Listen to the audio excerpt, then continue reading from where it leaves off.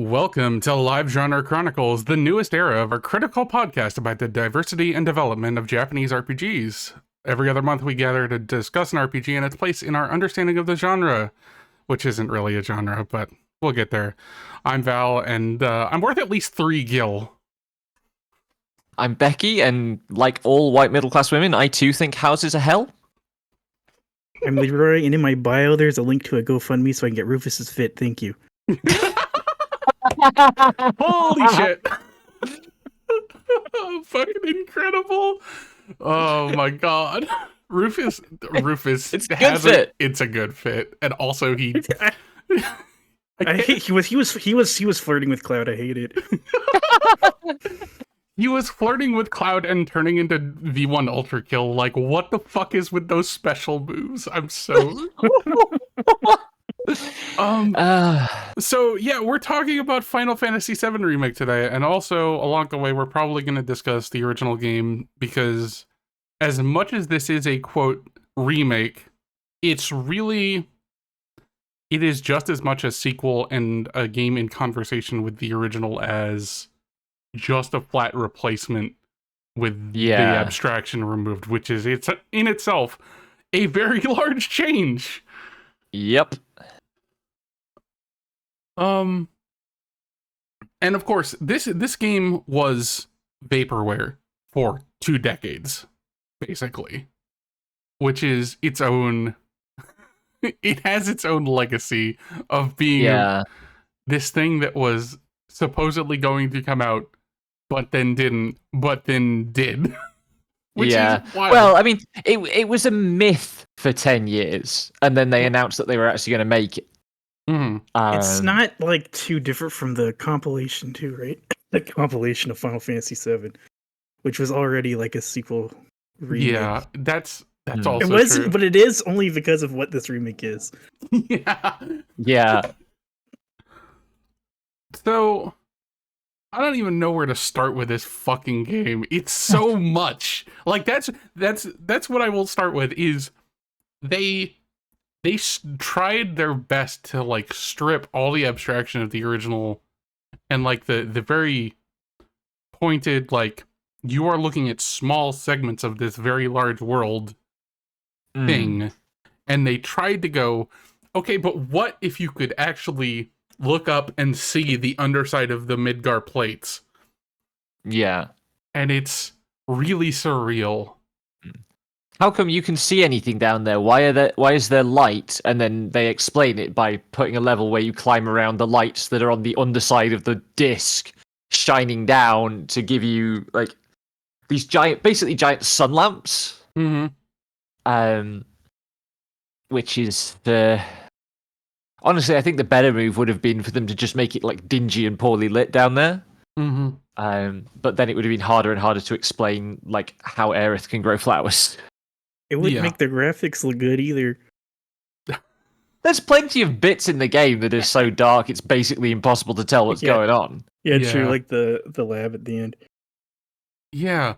So the reason I bring up abstraction as the main point is like, as we've been working through JRPGs and RPGs in general, like, abstraction has been one of my sticking points of like, this is a tool that games have and they use very effectively. This is like the abstraction of the world map being a completely different scale of travel. The abstraction of like random battles or battles in spaces that are not literal like spaces in the game. Like anytime you go to a battle screen that's not literally you on the same map, it's an abstraction. Like they're representative of events that would have taken place if you followed this game from in literal time, in literal terms, from one point to the next. But you don't. It's very useful because generally a lot of that is downtime, and it feels like a lot of filler if you have to do that, which is, I think at one point there was a discussion around GTA and how like or maybe it was Mafia 3, where like you have to take over the city from a bunch of different gangs. And at some point, someone, it might have been Hamster, went like, in a movie about this, you would have a montage cutting up these beats and you would get the gist of it without having to go through it. But it's a game, so you go through the beats yourself. That's the point of the game. Yeah. And it feels like Abstraction is that gap between what the game needs to convey and what it wants to make you simulate. Roughly. And they just, in trying to remove it and unabstract the spaces, they have to unabstract all the details about the spaces, and they basically have to zoom in and then re-detail all the stuff for the new level of, like, narrative fidelity, I guess. Yeah.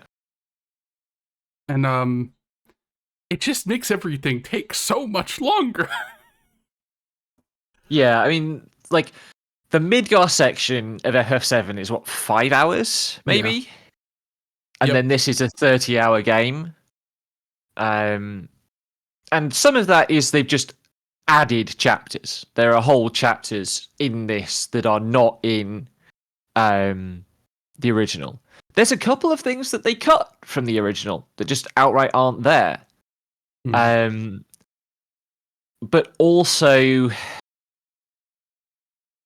you know, the scale of the game is more. I really don't want to use the word realistic, but there is more. You have your own coinage, right? Naturalistic. It does feel like it feels like they're asking, "What if Fantasy VII was real life?" Right, which doesn't mean realism, but yeah. It should mean something stupider. Yeah. And you can't really call it naturalism or realism because the Midgar environment is so absurd, right? There is no plausible scenario in which this structure is built or stays up. It doesn't work. But they've tried to make it convincing, right? I was talking with my students about this kind of this problem of talking about realism when we mean dragons or, you know, laser swords or whatever. And you know, it's to do with what is required to transport to make the player feel transported into the game's world, right? One of the things that immersion can mean. And you know, as gaming technology has advanced, I think at least the assumption of the industry, I have no idea whether there's data to back this up, is that threshold has got higher, right? The threshold of what the game needs to look and feel like in order to generate that sense of transportation. And I'm not convinced that it's true. Like, I think if you give a not completely closed-minded player the original FF7, they're going to get transported because it's an incredibly evocative, well-crafted game. But for various reasons, the games industry, and especially the team making FF7R, can't admit that, right? The whole justification of this project is the idea that you need to do some form of technological modernization to render this game intelligible or powerful for a contemporary audience. And I think that's where a lot of the most dev time intensive decisions that this team has made come from. Which we could fit into an ongoing narrative of, like, Squeenix almost like running scared from the ideology of the Western audience. Yeah, we talked about this before with, you know, when we talked about FF13, for example. We talked about how the reception of that game shaped Square's policy around designing Final Fantasy for the next 10 years.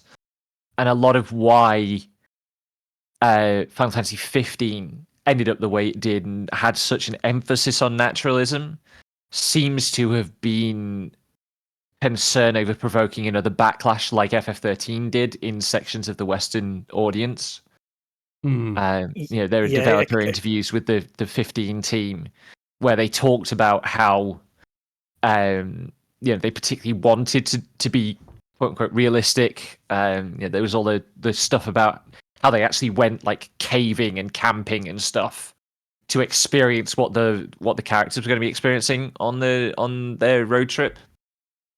And I think there's some of that in Remake. I definitely think there's some of that in Rebirth based on the second part of the demo that came out last week. But I'll probably talk about that later. I mean, this is a very cynical read, but I was thinking the reasons why they live. I want to call it cinematic movie stuff, but it's not like the movie game stuff, but it's like a specific set of gameplay things that I'm trying to think of.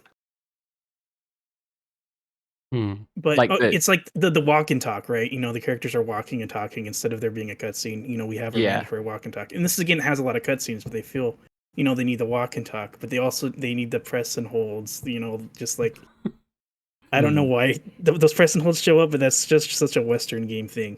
Press and hold to give Air the high five. That one's great, but press and hold to pull lever, less great. Yeah. Press and hold to pull a lever that like the character clearly isn't even straining to pull. Yeah. Yeah, I can't wait for the reactive triggers stuff on the PS5 in Rebirth. That's gonna be hilarious. I got some of that because I was playing Remake on a PS5, and I got some of that playing with the motorcycle sections, and it made it worse because, of course, I hate the adaptive triggers. And something that always stuck out to me was the Red Dead variable walking. So when you go indoors, you'll start walking for no reason. During some cutscenes, Cloud will just feel like walking, and then during other points of the game, characters will run slowly. And all this stuff is supposed to like evoke, okay, this is how the character's acting, and you're like on the script. It's very, very common in this kind of movie game genre, but it's less common in JRPGs where you usually have like this constant character control that stays stable throughout, and it's not going to be modulated based on this like arbitrary. Except it just shows up over and over. Yeah, like usually they use that for pretty extreme breaks in like your control of the character. But but it's like a constant you just walk inside, now you're walking. And that is something I flagged when I was playing Rockstar games. It's like how they get you quote unquote immersed. But it's actually just, in my opinion, it's just kind of annoying. It's extremely like the bits in Wall Market where there are like back alleys you can get into where there are like chests hidden, and for some reason Cloud just won't run in the back alleys. And also you have walk around, And also he has to squeeze past everything in a bespoke animation that just takes for fucking ever. Like you all like Leroy compared that to Uncharted, I think, at one point, and that kind of Uncharted pioneered a lot of this stuff. ultra cinematic stuff, right? This kind of Naughty Dog, like Uncharted, Last of Us stuff. The Tomb Raider remakes, the 2013 Tomb Raider remake is all that. Yeah. In a way, we're fortunate there aren't more QTEs. But I think the game also has like Hollywood writing sometimes where, and I'm referencing like specific tics or writing quirks, screenwriting quirks. I noticed where a character will say something, and then another character will ask an obvious question about that thing, or they'll make a comment about that thing to cause the character to reword the line they just said. Yeah. And they said the line 3 times. And that's like that used to be an American screenwriting technique, but I just see it everywhere now. And that was not, that was not a approach to writing in the original FF7, not really. Yeah. It just shows up all the time in Remake. Yeah. Yeah, they definitely have the characters kind of remind you of their views and stuff a lot. Yeah, that too. The show that they're still present. Insert every instance of Barrett going, but the planet! Sometimes that direction I think produces like really nice character moments where like especially Tifa, Aerith, and Barrett get to be more present in the story, but Yeah. other times it's like, okay, but that really did not need to be said here. Yeah. Mm. So I wasn't expecting there to be as much like Cloud being a little petty little asshole as there was, but I kind of love it because he's clearly got some shit going on, but also he's just got no chill. Like Yeah. until the end where he's just like actually talking with Barrett about like Wedge and stuff. Yeah. And there's a moment where like, yeah, no, I don't fucking know what's going on with my emotions either, man. And Barrett's just Yeah. like, Wedge cares about you. He's got your back, and that makes two of us. It's just like, Yeah. there are good character moments here.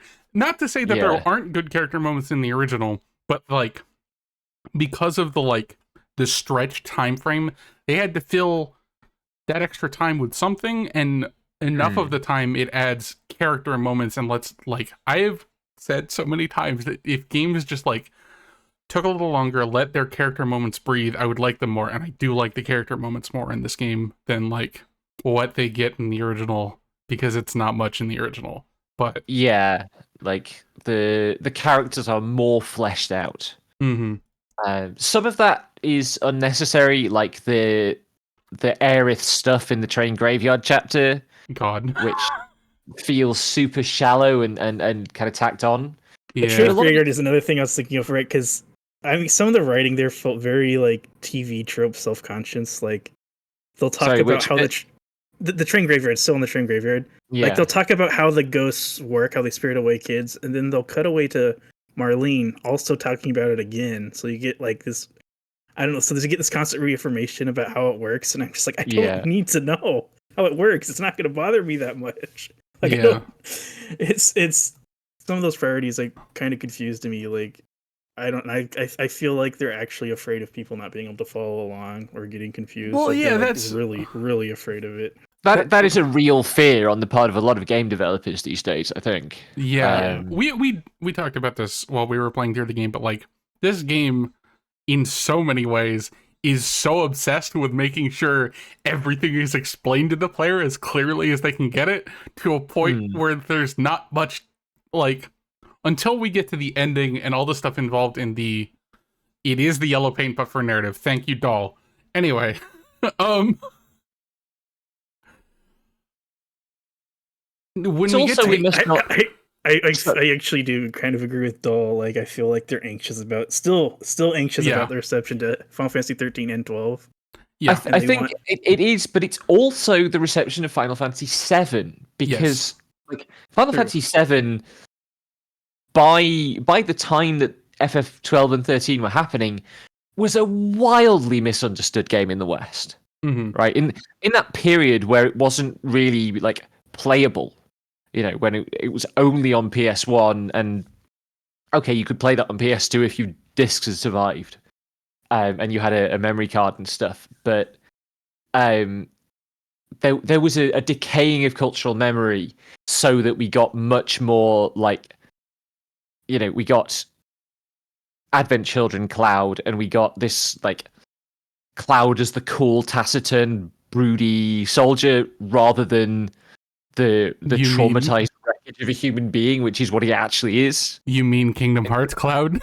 Yeah, Woobified Cloud from Kingdom Hearts. Yeah. But like the original game does not work if you think Cloud is a cool badass. Let's mosey. I mean, that's the thing that everybody points to, right? But like the whole point is that is a lie that Cloud is telling about himself. Yes. Like, It's sparse. It's the I Scrooge picked up on problem. this even before I played Remake, even though it's sparse. Even, my brother just was playing Final Fantasy VII for the first time too. He's never played it before. He's telling me, he's like, I like it that everyone digs into Cloud and makes fun of Cloud, and that's actually like really even present in the original. Like Cloud will try to act tough, and people see through his pretense. Yeah, that was kind of like pretty essential to the character that got lost to the cultural memory, I guess. Yeah, he eventually does become kind of a badass by necessity of being part of the group that saves the world, but like, yeah, not. It's not his attitude that does it. yeah, and obviously the devs of Remake who know that they aren't going to be able to pay any of that stuff off for a decade Yeah. had to do something different to like communicate something about who Cloud is, right? To communicate something about what's actually going on in all the ways that Cloud is an asshole to Avalanche, right? Yeah. Because they do a really good job of like emphasizing that early on, where every time Barrett asks him to do something, it's like there's a price. Yep. And to the point where it's paid off as a joke at the end of the game. Yeah. Where he's just like, hey, do you want to help us come rebuild Seventh Heaven? And he's just like, if you pay me. Which is just like, that's a good callback and a good joke about fucking Cloud's shifting attitude. That's, yes. Also the side quest where like the kids want him to like clear out their hideout that's been infested with a monster, and he's like, well, you've got to pay me, and then he charges them 3 gil. Yep. Like and instead of that, they hand him a fucking nail bat, which is so fucked up. Why did they... Well, it's because they all fight with nail bats. No, they all have like wooden swords. Oh no, right, they do. One of them has a nail bat. I remember noticing it. Yeah, it's just like, but yeah, like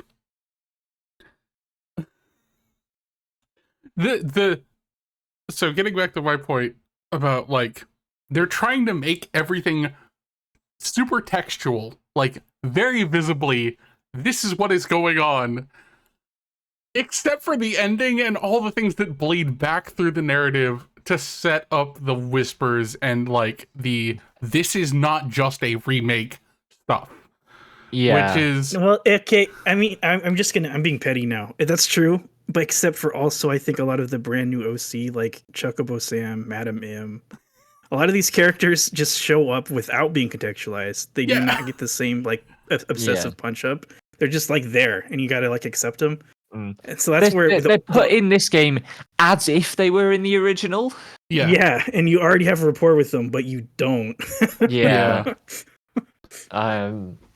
So sometimes it feels really unbalanced like that because also like, Johnny exists, which Johnny was Johnny was like an afterthought in the original game, and now he's like still I guess an afterthought, but like really long comic relief sections that aren't funny.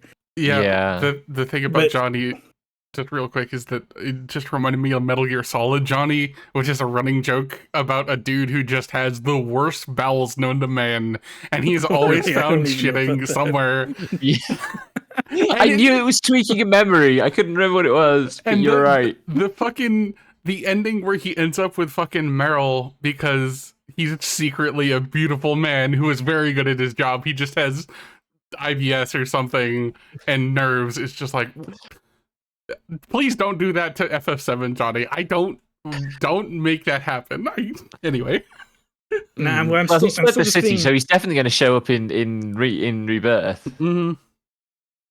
I'm still just being a petty bastard, but like, there's the subplot with Leslie, which I hated, and Leslie is Don Corneo's lackey, who's also brand new to this, by the way, and he has like an hour. An hour is maybe overestimating it, but he has a long character arc where you like go through the sewers and confront Don Corneo, and he even has his own flashback where his unnamed fiance leaves him, or gets sold to Don Corneo or something. It's not even very clear.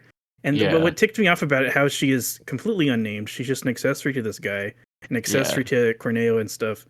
And I don't know, it just seemed really incredibly lazy in a game that was that just like seconds ago was like going into the ridiculous details of Cloud and Barrett or whatever, and then just like random guy shows up with a name as a character who has no name and has just random problem. I don't know. It's just And I particularly felt this about like Leslie in particular, just like where they left him after you encounter and deal with him for the first time is just like, this is a mook of Don Corneo who actually secretly works for Andrea and is like sympathetic to your cause and helps you out because he has some history with Don Corneo.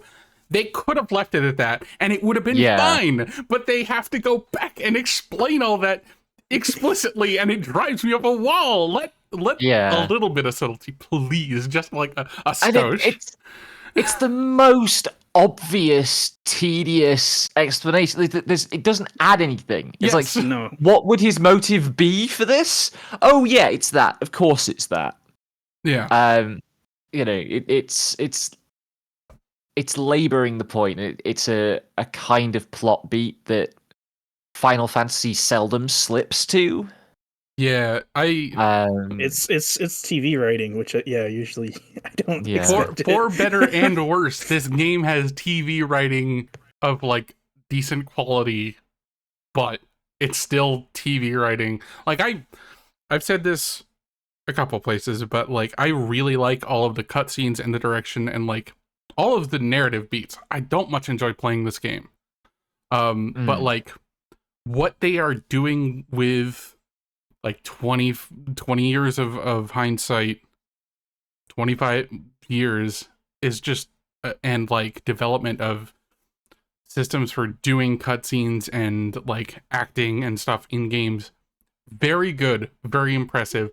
I'm more impressed with stuff in this than I would be in like Last of Us, which it has acting. Last of Us has acting. I can say that without feeling. Well, yeah, I mean, they made a big fuss about casting like Hollywood stars. I replayed The Last of Us like 2 years ago, the same time I played this game, and it's such dog shit. So there you go. I mean, Yeah, I'm just like all of the like.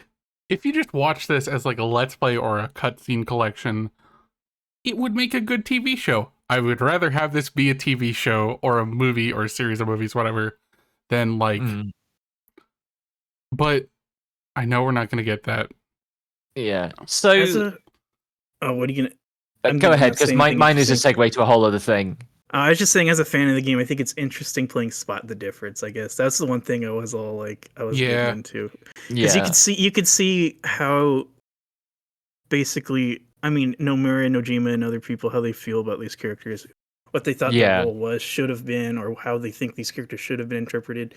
They're doing all the heavy work of interpretation for you, so it's almost like I'm getting like director's notes. Yeah, yeah. So like, as on a story level, I'm not as impressed, but as like a nerd, I kind of get into it. I guess a more charitable way of putting that, I was thinking about this, is it feels like the whole kind of development priority was not how do we remake Final Fantasy VII, but how do we create a piece of software that is going to give people in 2020, in 20, whatever it was, 2018 it came out, the same feelings as the people who played FF7 in 1997 had? Like, the same kind of sense of wonder at what the technology's doing, the same transportation into the story, recreating very specifically, the moment that Cloud jumps off the train like a badass at the start of the game.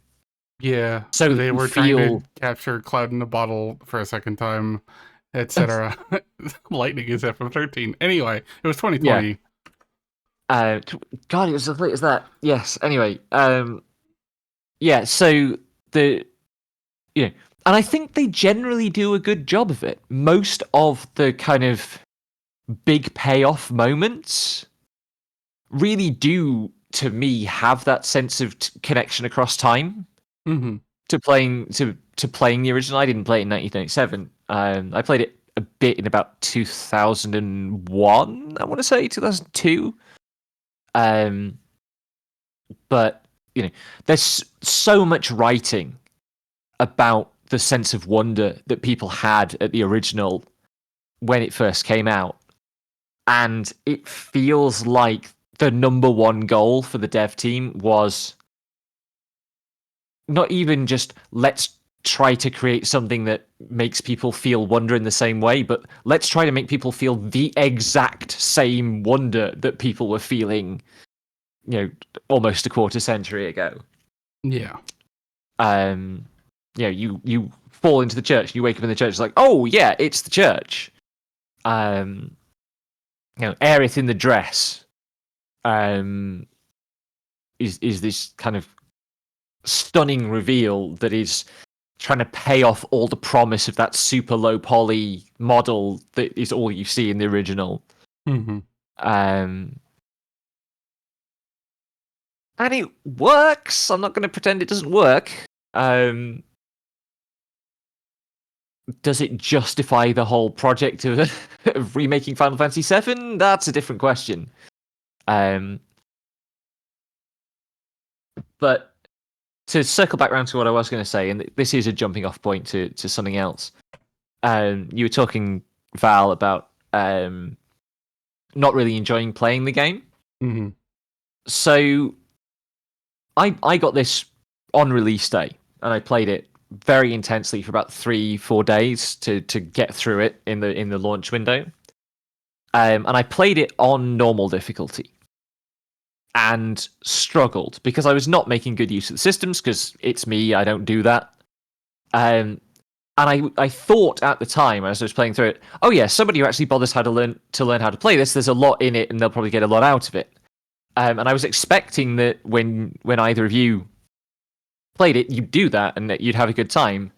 And what I've heard from your playthroughs has been that whatever you tried to do, it didn't really make playing on normal worth it. I feel like you had a better time than Val, Leroy, but Yeah, I mean, I actually kind of like the battle system, if I'm being honest. I know Colin likes it. Shout out to Colin. So like, I'm using that to boost my pedigree right there. I'm name dropping. That's Colin Me Less Than 3, developer of Luca Born of a Dream. Right, and you can wish list Death of a Wish right now on Steam. You should. Anyway, but don't die wish listing it. Yeah. Anyway, so like I like the systems design of the combat, but I hate the encounter design, which is a very common problem for me. I actually agree with you on that one. I don't even know why they made it this way. I'll be honest. There's like an absurd number of things to keep track of in this game, and it can be really punishing if you miss too many block timings. And that just sounds block timings doesn't make any sense if you don't know what I'm talking about. But it's just like, I mean, imagine you are playing Dark Souls, right? Except you have two summons or two AI, characters with you who you also need to micromanage, and who will do nothing if left on their own, right? You're supposed to manually switch between all of them like you're doing micro and an RTS. Yeah. So an efficient way to play the game is to, even though you can't see shit because it's just a 3D, it stays with the same camera angle the whole time. You can't change the camera angle. You can't see anything. You don't know what's going on. You need to just use your ESP and psychically know what all three characters are doing and where they're at, even though you can't see them. Yeah. And you need to, with all that, know what the boss is doing and make sure that the characters aren't getting hit too hard, or that you have a safe opportunity to switch between one character or another. And it's definitely unique, but the reason why I say I don't know why they made it is because it doesn't feel very safe, and it doesn't feel like it feels more frustrating than fun. And I just thought, in line with everything else in the game, I thought it would be more straightforward. Yeah. I mean, it's this really intricate attempt to kind of update the original's ATB, right? Where you have this bar that charges over time, and from that you can select abilities, but also to do Kingdom Hearts combat, where you're running around and swiping at things with your sword, and that's what really charges you up. And it's interesting that you mentioned block timings, because famously, I don't block, I dodge. And the dodge in this game is pathetic. Yes, it is. The dodge has no iframe, so it's not, or even there's like no point. It's for positioning, I guess, which is really, that's like a 2000s idea of what a dodge should do, which that's still kind of like this is pre Kingdom Hearts dodge roll, like which is wild because they've had an entire Kingdom Hearts series between then and now. Like, I say nothing of Dark Souls being like the most celebrated action RPG of the last decade and a half or whatever. I say block timings because the wild thing about this game is if you're hit, you get knocked down, and then your character will do like a labored getting up animation. Yeah. The idea, I assume, is that if you get hit, you're supposed to switch, and that's at least that's the only way you can like stay in and not like just change like lose extremely fast on these fights. Yeah, So when my characters are knocked down, I just switch. But yeah, there's also various forms of CC that you can get hit with. Like the one encounter that actually made me stop playing on normal was a thing when I was climbing out of whatever the Mako Reactor 5 is that the one with Airbuster? Yeah, I was doing that climb, and then the elite shock trooper stunned me. And then while Cloud was recovering, I got shot with 2 different other stun lasers from the turrets on there. And then when I finally got out of that, I went to attack the shock trooper, and I got hit with 3 stuns again. I was just like, I'm turning this too easy because I deserve better than this. Yeah. my first time I game overed was in a side quest against the like I forget what they're called, but they're like the weird spider monsters. These ones are unique ones. They're like venom somethings. Oh, But yeah. the thing about them is that they can inflict sleep, and so they would just keep inflicting sleep on Cloud and Aerith. And yeah, once again, this game's trying to like take the old status effect and put it in the new system, but Yeah. you get put to sleep in an action RPG.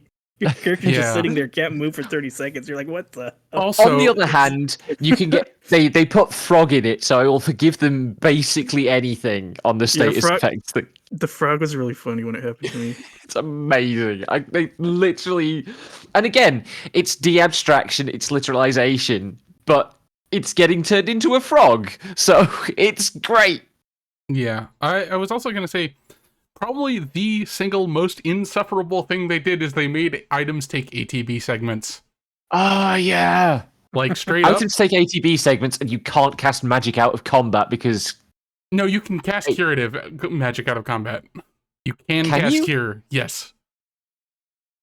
I thought you could only do it if you had ATB left over. Nope. It'll still let you use it. Oh, okay. I was wrong. Thank you for casting Asuna doll. I don't need a posture check as often as Becky does. So Becky, posture check. Unshrimp. I wasn't shrimping. You can't prove anything. Maiden's kiss. Unfrog yourself. Anyway, yeah, no, like, so that's what made me like go, okay, I'm not playing on normal. Then I swapped to easy, and it was just like too easy. Nothing, like, basically nothing stood in my way. But the thing that like really bothered me was like, I looked at, I was just like, you can't use items, which are how you fix a lot of these problems with ATB. And then... Oh, wait, you know what you're going to say. Okay. And then in hard mode, you also just don't get to use items. Yeah. When I heard that, logically, they could make it so you could just use items instead of needing ATB to use items if they're already going to have, the nerd mode where you can't use them at all. Exactly. But I like the bones of the system. I think there is a lot of ways to so this game definitely has a right way to play, but you don't know what it is, and so all the time you think you're playing right, and I think that's kind of fun. Like I was always like, I would get my butt handed, and then next time I'd have to play differently. And I think in an action game that is becoming, in 3D action games, that's becoming more rare. Like I happen to mean Armored Core, of course, but most of the time I can just play the same way the whole time because that's just kind of the expectation. You're right. You're going to get better at this one set, but Final Fantasy VII R hides and doesn't tell you how to play. And I find that kind of exploration of its systems I find that part gratifying, where I'm just like slowly like, oh, like Tifa can increase the stagger damage. Other characters can't do this. And I found that out I mean, Chadley gives you the battle intel, but you also kind of find it out organically while playing through the game. They put a lot of attention on the systems having that, I guess, what Becky said, like a sense of wonder again. They wanted it to feel like a game you haven't played before. And that part did come across to me because, I haven't really played a game like it before. Yeah. It's just kind of frustrating too. I'll just be honest. Like abstractly, I like the idea of like getting interrupted one time and then slowly losing a fight. But then in reality, the fight's like 30 minutes or 15 minutes, and losing the fight is I don't want to lose the fight. Yeah. And a lot of the bosses, and this is certainly something that wasn't true in the original, a lot of the bosses have like really awkward immunity or invulnerability phases. Yeah, they Yeah. have. And it's just they, like, you must figure out the one trick that breaks this thing's shield so that you can actually play the Yep. game. Yep, that And is not. And like, if you just have the assess materia equipped at all times, and the things that give you ATB at the start of the fight, and go, I'm going to open every boss fight with assess and get the game to tell me what to do, it helps. well, until assess stops working in the second half of the game, Yeah. almost everything I wanted to assess, it just had no data or no tactical data. Yeah, and it's Which is like, don't on. do that. Don't fucking do that. Like, do that Yeah. once maybe if you want to prove a point. But don't make that normal. If you're going to give me a tell me how to beat this boss button, don't make it stop working. That's Yeah. At least give hints. I think I At least appreciated hints. it. yeah. I appreciated it on Genova and the Whispers, but yeah, I was probably still. At that point, I still was just like, no, that ill-advised. things have stopped working. I'm just gonna unequip assess, and it's just like, okay. I think for a lot. So one assess that did tilt me is when you assess Rufus. It says he can be staggered by a certain attack in a certain phase. Oh, and I'm like, are yeah. you fucking kidding me? Yeah. Can't you just if you're gonna go that far, just fucking tell me. Yeah. Like, I think it's just like the thing is, I think that's just braver when he's reloading. Like that's it's any limit break when he's reloading, but I had to Google it. So Ascension works too, which is harder to time. God. You know, it's just like this game very much could have been really enjoyable, but there's just a few things that it decided to be an asshole about. And yeah.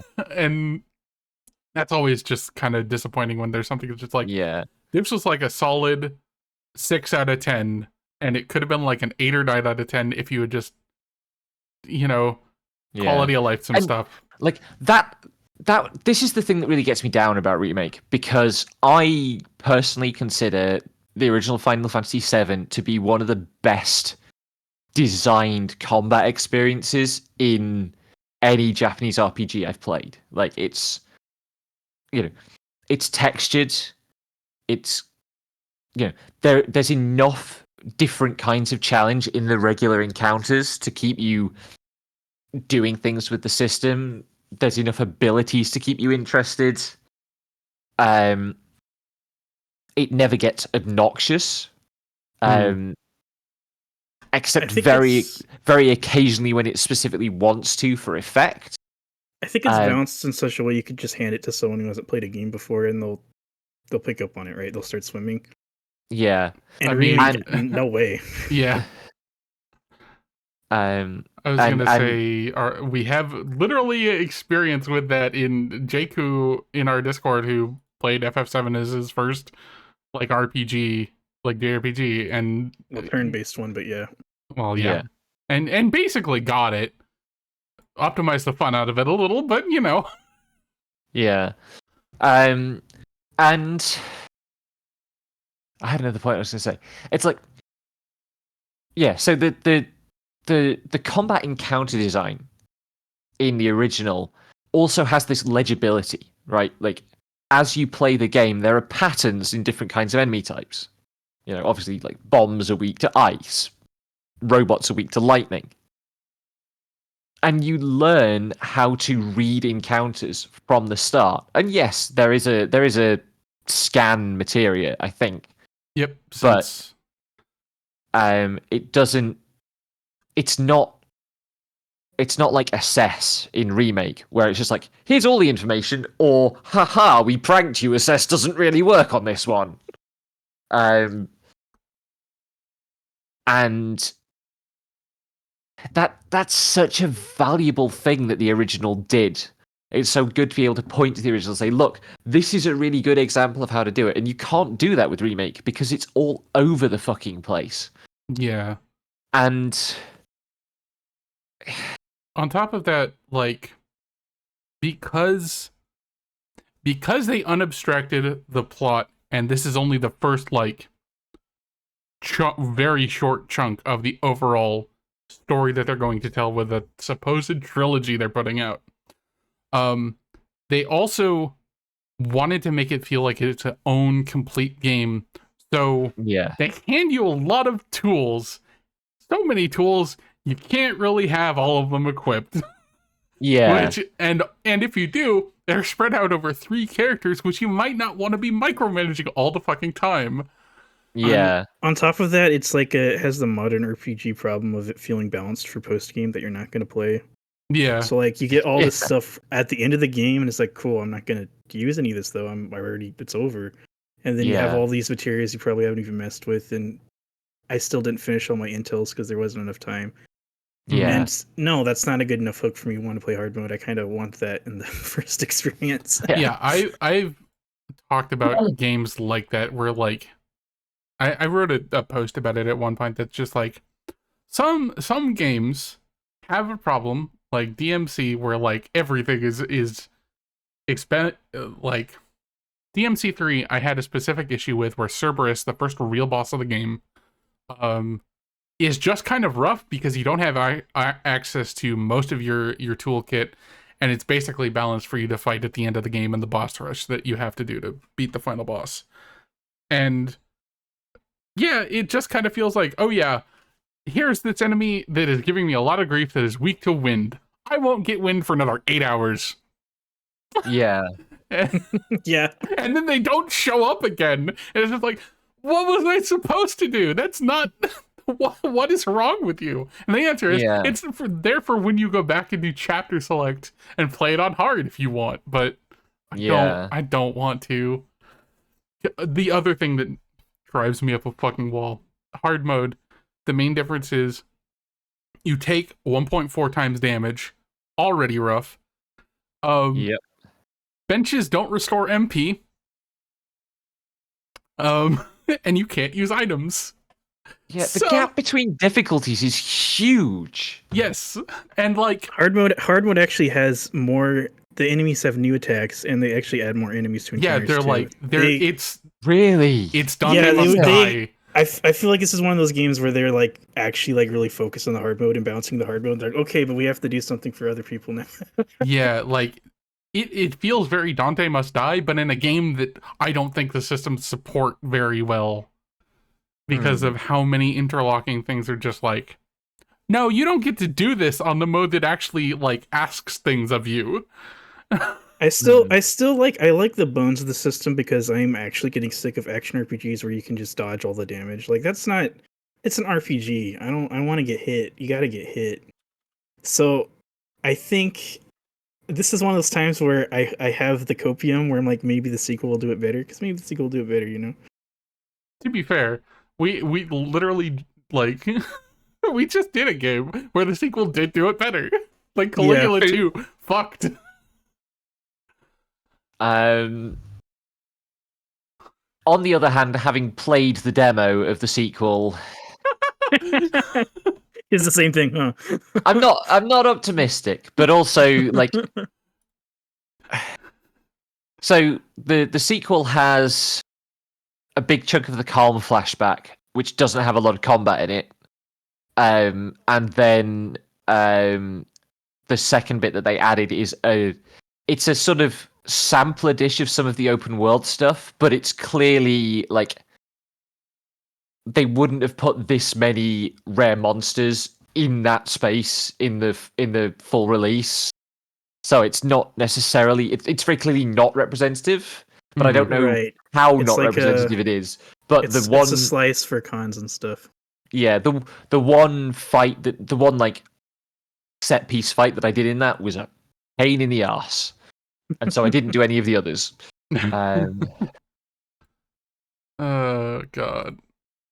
I think, one thing I actually got to give props to Xenoblade for doing is that Xenoblade iterates on like a set of rules and intensifies them. And in Remake, they have too much money. They just like make every boss do a new thing. It's like, what the f is going on? And also, they repurposed old designs of like regular rare enemies or just regular fucking enemies to become full bosses, like Hell House, or the chainsaw fish, or the fucking or Eligor, or like. There are so many fucking bosses in this game, and like, I like bosses. I love bosses. I don't care what my fiance thinks. I fucking love bosses, but there's too many fucking bosses in this game. Right, it's time for my rant about the fucked up decisions they made converting these enemies to bosses. So, again, back to Final Fantasy VII. One of the great things about Final Fantasy VII is how the random encounters add texture, both in terms of kind of narrative thematic texture and in terms of difficulty texture. Like the difficulty is uneven encounter to encounter in the original. Some encounters are hard, some encounters are not very hard. Some encounters really only count because they're going to take a little bit of your resources and thus make the next hard encounter hard. In this, it feels like all the wandering encounters have been flattened out, and anything that they couldn't flatten out, they converted into a boss. Mm-hmm. And so Hell House, which in the original will kick your ass when you first encounter it, gets transposed from its original context to being like the boss of the wall market section. Yeah. And to being a meme, basically. Like it is the memification of that encounter folded back into itself without any appreciation of why they would put a robot that disguises itself as a house and then springs out to surprise you and obliterate you right before the build-up to the Sector 7 plate drop starts. Like, it's not foreshadowing, it's metaphor, it's symbolism. Right. And the point it occurs at in the original is very specific. It's at the point in the game where you have to start thinking about how your home under Midgar is within the belly of a horrific machine that is going to destroy you. You're going to get hit with the anatomy realization, like, oh, what if this place I live in doesn't want me here? Yeah. And like it's a powerful and it's an iconic moment. I truly believe, because people feel that even if they don't kind of process it as such. And instead it's this joke boss that pops out at the end of Wall Market. It's a joke boss, but also it's a giant pain in the ass. It's such a pain in the ass. Like, it's overcomplicated. If you it does the elemental shield, the switching elemental shields gimmick. So if you haven't carried all 4 different elemental materia into the fight, good fucking luck. Mm-hmm. That happened to me. Yeah, it happened to me first time through. I tried to use Fat Chocobo to stagger it, and it almost worked, but it still didn't work. That would be incredible. I almost did enough damage on one stagger, but then I lost. Yeah. Yeah. And yeah, this happens several times where they're like, oh, this is a wacky enemy. This is a slightly surreal or a strange enemy. Why is it there? Like the Jack-in-the-Box enemies that are in the Shinra Tower. Mm-hmm. Which are like, it's a security device that the idea in the original is it pops up from the floor in unexpected places to pounce on you. But it's goofy because it's Hojo made, because Hojo is like a weirdo. Yeah. Yes. Putting it lightly. I mean, putting it lightly, but in addition to being a sinister evil scientist, he is also a weirdo, right? He's definitely a weirdo. And a lot of the weird designs are like that.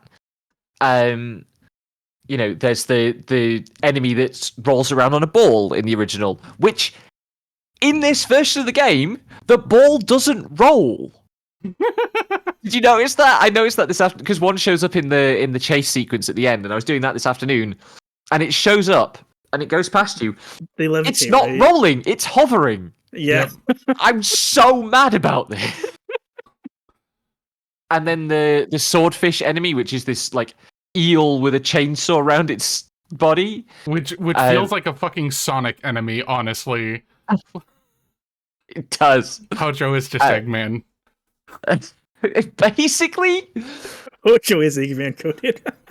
He really is. Without the good mustache, though. Yeah.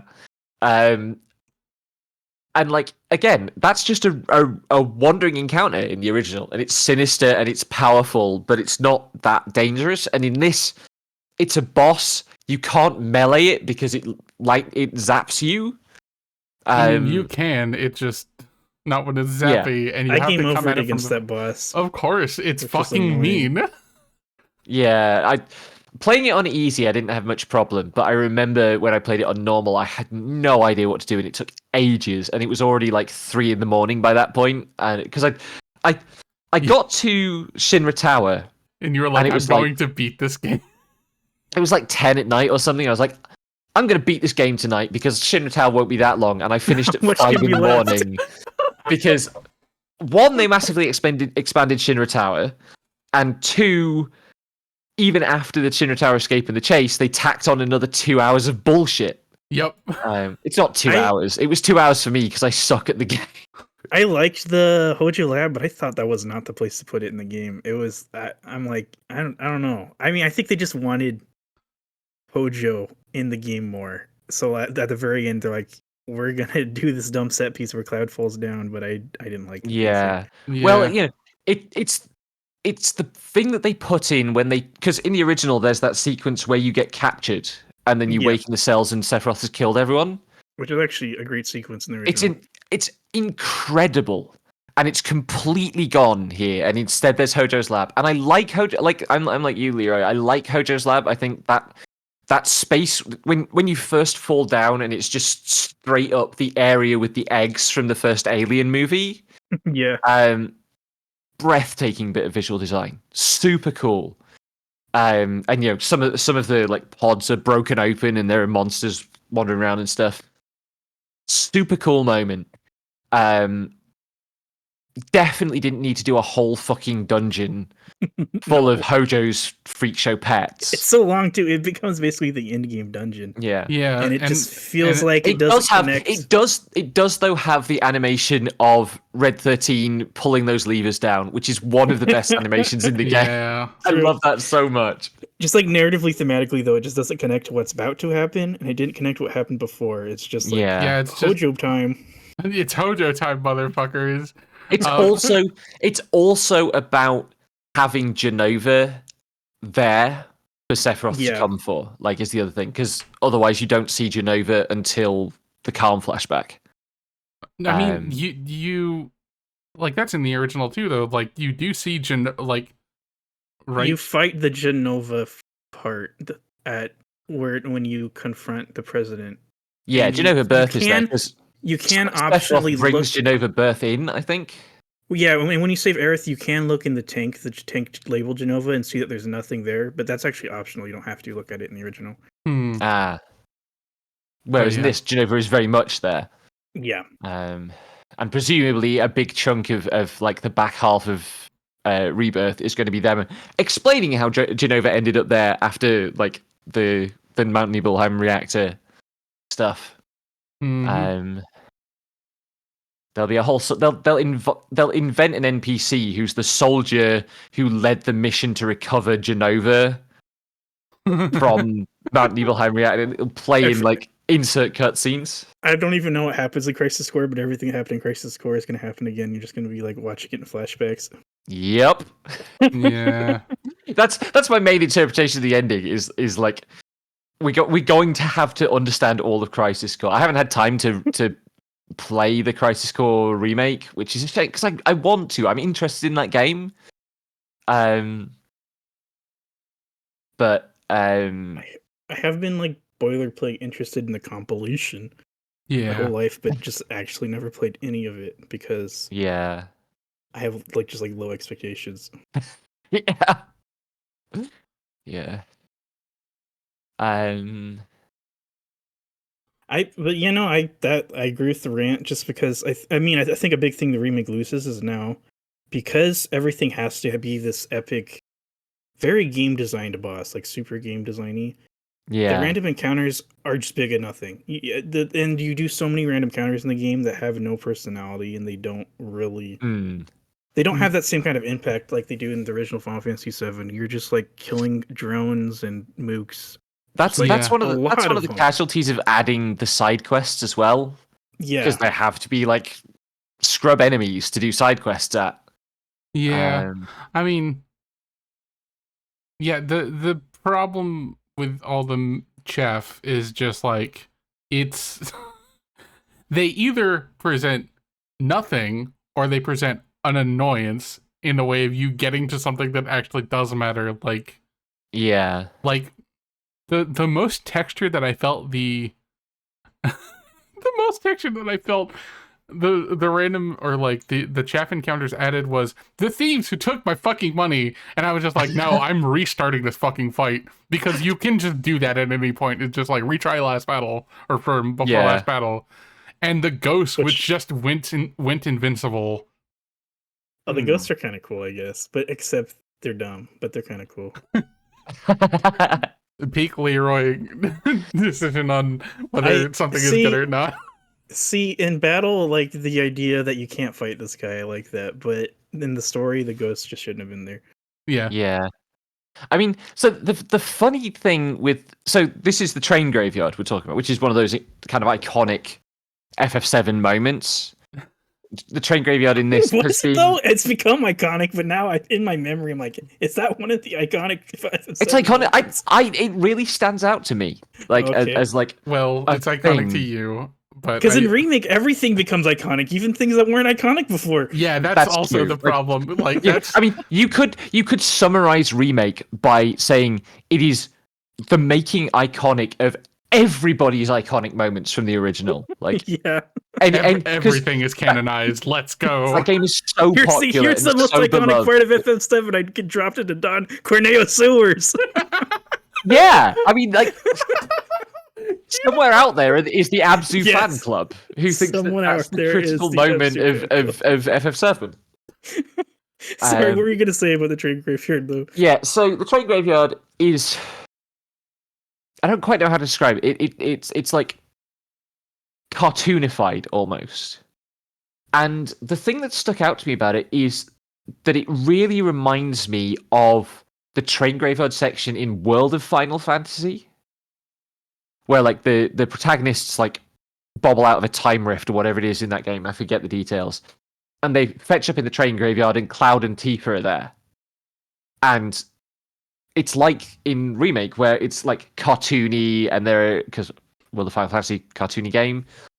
But like there are these cutesy ghosts that are also sinister, and they're all building up to a big boss enemy ghost. And it's this really involved like traversal section where you instead of it being like one long screen like it is in the original, it's a whole level of the game. And you know, I think it really loses the kind of industrial wreckage quality. Even though it is still industrial wreckage, like it is still a train graveyard, it doesn't have the dilapidated, abandoned vibe. It's It focused feels too much like- on the graveyard and not the train Yeah. graveyard. Yeah. It becomes like this supernatural place rather than I don't like just like Yeah. Darius, you know? I think also some of it might just be like changing the camera position, because in the original train graveyard, it's basically a top-down sliding block puzzle, right? You navigate around these trains and you have to work out that certain trains are going to move and push things in or out of the way. I mean that is true of 2 trains because the entire train graveyard is 2 screens long. Like it's super fucking short. Yeah, but like in Remake, because the camera is down among the trains, you don't get that like distanced bird's eye perspective. Which You can't really take it in as like almost like an artwork because instead you're just like poorly it's honestly it's not even that well designed of a space, so you're like poorly navigating through random train connections that just like take you from one place to another.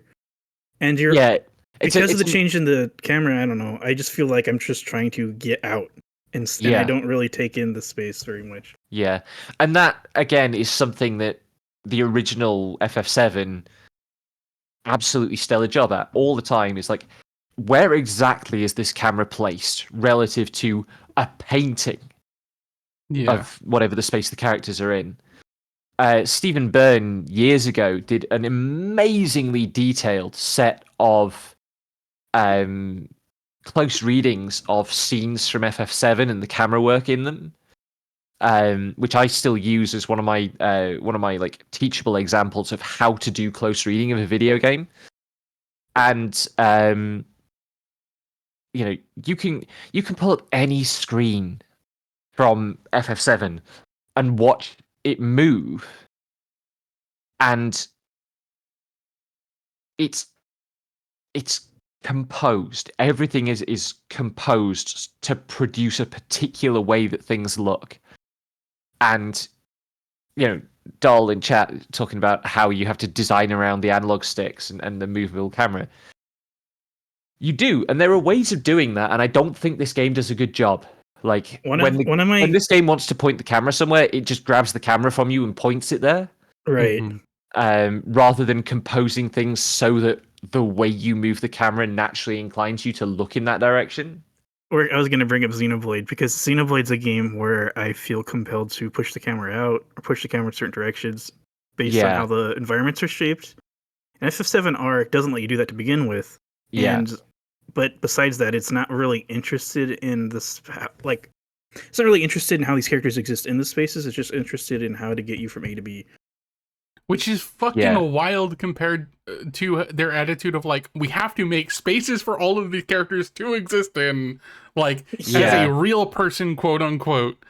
But I mean, there's an interesting discussion to be had here around quote unquote theme parkification, right? Like this is FF7 as a theme park. You're on a boat that's traveling down a river past all these like composed scenes, like a dark ride. Yes, Final Fantasy XIII. But I mean, Final Fantasy XIII is not a museum. Mm-hmm. It's full of references to past games, but this is in part a museum of FF7. Yeah. Yeah. I joked about this before, but given the ending, I'm half expecting it to like turn out that this is not actually FF7. You're in like a computer simulation or something, and like the whispers, which we've mentioned but not really talked about in detail, is like there's this whole thing running through this, which isn't in the original, of the whispers, which are enforcing destiny, which is the will of the planet or something, and it's very confusing. We'll talk about it in a bit. But they are the thing that keep the simulation running on track. Because it does have that introduces this tension of its relation to the original. Mm-hmm. Of like, are we going to quote unquote fix the original? Are we going to change critical plot turns? We are not bringing Lord English from Homestuck in Doll. Although that is the thing. My understanding, having played it twice and been puzzled by this, my understanding is that Sephiroth is trying to Lord English it up. And there's no other reading that like makes sense for his. I've been trying to pin down how I was going to communicate that, and unfortunately, that is the best way I can think of to communicate. Yeah, right. Because Lord English in Homestuck is revealed to be this sort of almost like a viral infection that will get into a universe and transcend time, such as to re-engineer that universe to make his arrival inevitable. Roko's Basilisk. Also Roko's Basilisk, sort of. But this because Sephiroth shows up in Remake in Midgar. And while there are glimpses of Sephiroth in the original, you eventually find out that that's not Sephiroth. It's like an astral projection of Sephiroth. Mm-hmm. This is definitely Sephiroth. I mean, and he... As far as we can tell. As far as we can tell, for one. And for two, he only shows up in the bodies of, like... He only shows up as a projection around, like, bodies of people who've been experimented on by Shinra and Hojo. Yeah, until the very end. Unfortunately, I know this. He does. There's the first appearance of Sephiroth is when he kills President Shinra, but the first mention of Sephiroth is in the when you travel between sector Sector 6 and Sector 5, and Cloud just fucking out of nowhere just collapses and goes, "Ugh, Sephiroth." And if you've never played the game before, you're like, "What?" Yeah. Mhm. So the first game was kind of so some of the stuff about Sephiroth maybe appearing too early in the remake. I don't know. I'm only saying this because when I first played remake, I was like, "Why are they mentioning Sephiroth so early? That wasn't the original." And then I played the original, and it actually was in the original.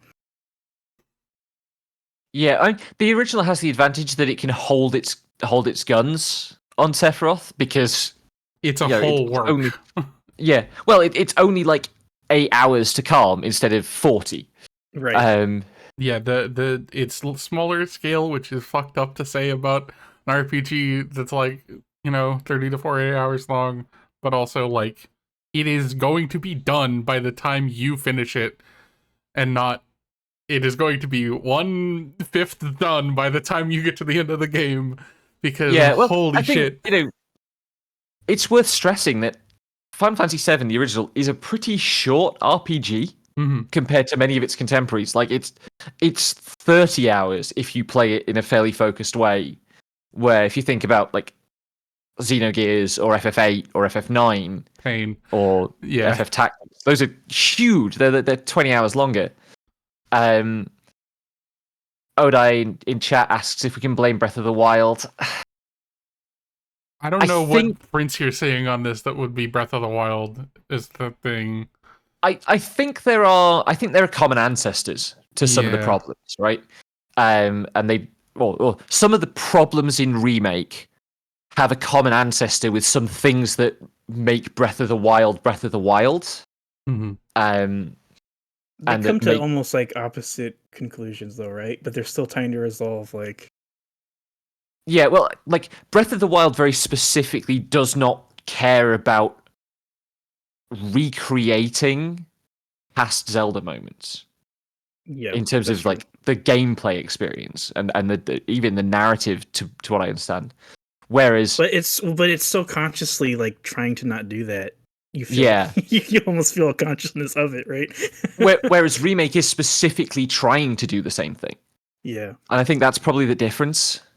But the commonality is the pressure of the I'm gonna call it the Western ideology of realism. I've talked about this before. The ideology of like the game should feel like a world that you are a pioneer in or you're conquering in some way. Hmm. And so like the as ever the problem is Western imperialism, really. But Problem is Shinra. Fuck. Go. can I just say, I really like how much they emphasize in Remake that it's the Shinra Electric Power Company. Yeah.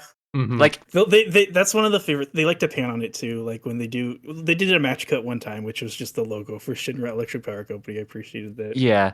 And like, I love that choice of wording because it's so periodized, right? That is what utilities were called in the first half of the 20th century. Mhm. And before like all the mergers and shit happened that get us to companies named shit like Enron. Shinra's also a Zaibatsu, which isn't like even though they're I think Shinra has like this really like Western XP to it. Like it's literally oppressing Wutai and stuff. Yeah. It also has like a material reality to it that is just not American at all. Yeah. Or not 20th century American. Like Yeah, you can not read 20th century Midgar as a American. company town, or like an extrapolation of a company town. It's more like Um, Rockefeller than like whatever is going on now. Yeah, and I like the president. The visual design of the president is so good for that. Mhm. Like, and I guess I like what they did with the vice presidents, with like Heidegger and All the executives. Yeah, the the board. executives. Yeah. Um, I like Mayor Domino. I like him in the remake. He's just like, Mayor's Yeah, the I'm best. so fucking mad that I'm stuck in this goddamn library. Please let me help blow up this company. I I'm have to say, I'm so glad he got his day. Like I Yeah. always forget that he exists.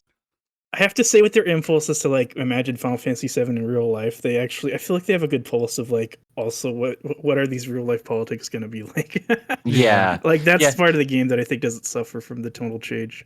Yeah, and like that goes right back to the start of the game because you do the reactor 1 mission, Mhm. and instead of it being they in 1997, eco terrorists was a word with a very different cast to the post like 9/11 world, right? Terrorism has a very different cast, and I think they did a great job of presenting Barrett's avalanche cell, which in this we get the lore and the background that Barrett's cell is kind of on the outs with the greater avalanche organization for being too radical Mhm. because they are going for the full-on direct action approach. And You know, also they that like they aren't actually terrorists. They are direct action environmentalists. They're blowing up power stations. yeah, and also Um, like there is like it's only obliquely referenced in the original, I think, but like there's actual like they make a point of like Avalanche is bigger than just Barrett, Tifa, Jesse, Big, and Wedge. Like yeah, and like because they fucking bail you out, and you get to see that oh yeah, Avalanche like actually has mil spec like hardware. Like yeah. they This is are this is an organization with personnel who are trained and equipped. yes. And there's all the stuff about Avalanche are agents of Wutai because like Crisis Core establishes that the pre-story of FF7 is Shinra went to war with Wutai about control of materia. That Mhm. is in FF7 proper. It's just It like is in there, but it's kind of out the way. you have to do a side quest for it, and then you're sitting there Yeah. like, what does this even mean? Yeah. But this is a way we've seen this over the last 5 years that every like significant direct action campaign, the right wing pushback on it has been, well, these are Russian saboteurs or Chinese saboteurs, Mhm. The and I think delicious part is how much Shinra is aware of. Like they know it's not true, right? But they're yeah, like, we're like, but we this is what we have. We're gonna do this because it's gonna work. We have control. They're gonna believe us. yeah, Mhm. and the to get back to that first reactor mission, right? You have this bomb that Jesse's built, and when and you place it at the heart of the reactor, and when it blows, it doesn't do that much damage to the reactor. Yeah, it doesn't blow the entire thing up. We don't even really know if it worked to stop the reactor functioning. You don't see the entire reactor going dead at that point. Mhm. But then Shinra trigger the reactor to blow up spectacularly to frame you for blowing up the reactor spectacularly when it was supposed to be a surgical strike that would just disable the reactor. And then think there's a that's whole plot with Jessie worrying that That she did something wrong. I yep. love that because that's one of the few times in the game where the player knows something that the characters don't know. Yeah. Um, And like you could read that into the subtext of the original game, but like Jesse's just like, yeah, I blew up the fucking reactor. Like, Yeah. what of it? But like, and then like later Heidegger is just like, yeah, we helped you blow it up. What's the fucking problem? Yeah. You're gonna And get blamed for this. It really serves perfectly to like frame the challenge of direct action, right? And the fact that good direct action is going to have social costs. Mhm. You cannot burn down the oppressive system without setting light to some of the people who exist within the context of that. And that's lots of people balk at that, understandably. Like, Mhm. There's a scene in the Battle of Algiers where a character has has an actual bomb. Mhm. She's gonna bomb the diner. And then the directing choice after placing the bomb is it does a bunch of close-ups of the people in the diner, and you make eye contact with them. And I'm not saying Remake is as good as that, but it has that Yeah. kind of through line where like you were saying, it kind of considers those material costs and the consequences and the fallout and the fact that it's going to be messy and imperfect But then you Yeah. have characters like Barrett are like, I don't care. This is what we should have done. This is what has to be done, which is really interesting. Yeah, Yeah, well, like there's actual debates going on between like Tifa and Barrett because Tifa is just like, Yeah, I don't feel great about this, bud, and Barrett's just like, yeah, we have to do this or the yeah. planet will I mean, die. it doesn't feel. I mean, I know you've got some stuff about Barrett, and I think that's going to be really important to talk through. But like, for all that Barrett is sometimes like caricatured, still, um, when Barrett is talking about that, it does not feel like he is untroubled, right? It feels like yeah. he has made his decision about what the priorities actually are. Well, Mhm. you have to give you have to give props to John Eric Bentley too. I think he the voice acting, Barrett's voice acting, kind of like Yeah, is Yeah. really transformative. It takes lines that if you just read them would be pretty sus and questionable, but I don't know. He just transformative is the right word. did you both play with the EN dub? Yes. Yes, Yeah, I I played played with the dub Japanese. just for Barrett. Otherwise, I would have subbed. Ah, um, yeah. So I played with the subs, and I you know, I don't know. I was curious about the subs, but yeah, that's just my opinion. Yeah. I don't really know enough about like different Japanese voices to really come to a Yeah, strong decision about it. yeah, you particularly don't. Whereas like I have a brain for these things, and you are surprised when I recognize voices. But like Yeah. I ended up going with English just because like I wanted to see how well all of the acting worked in English, and it's really quite good. I wasn't fond of Aerith's voice starting out, but she filled in the role She eventually. got better at it too. I think Yeah, her first appearance is like, a little too I don't peppy. know. Yeah, Mm. but then I don't know. She gets a better sense of it. I feel like she grows with the role. Yeah, It was no, it was actually a good dub. I usually don't like dubs, but I like that one. yeah, yes, that I know a lot of weebs don't use that skill.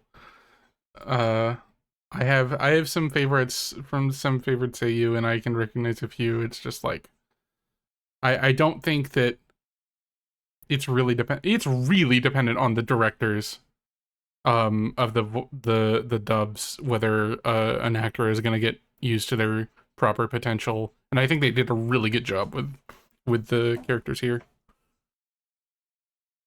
Do we okay, Leroy, I mean, uh, how much do I want to talk about Barrett? go for it. Fire away. I don't know, man. Okay. I mean, I love Barrett. I love Barrett and the original. I love him here, but there's always a but, right? I always feel conflicted about Barrett because Mm. in the original he's undeniably a caricature. He's like he's a very familiar one though. He's like the black guy in a buddy cop movie. He's like Al Powell in Die Hard.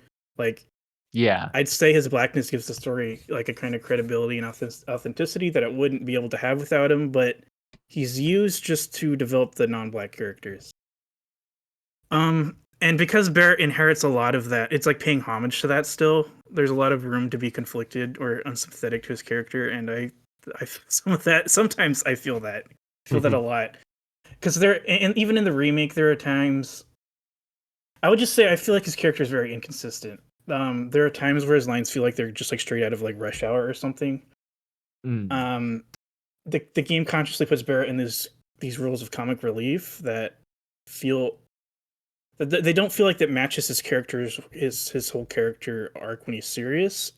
Mm. And by that I mean that when Cloud is cast as comic relief, they're in specific ways that feel believable to Cloud. It's like him saying "I don't dance" or him pouting or him being awkward. Mhm. But when Barrett has flaws, they feel very generic in contrast. They don't seem to come believably from his background. They seem like he's being typecast. Yeah. That's like my main critique. A lot of the issues with Barrett is just the fact that he's tokenized, right? So it always comes back to Barrett. Barrett carries an uncomfortable weight because he's the only. I don't want to get into rude, but he's the only black character in the game, Yeah. and so Mhm. it essentializes stuff like that. Like when he's the butt of the joke, it just feels bad. Yeah.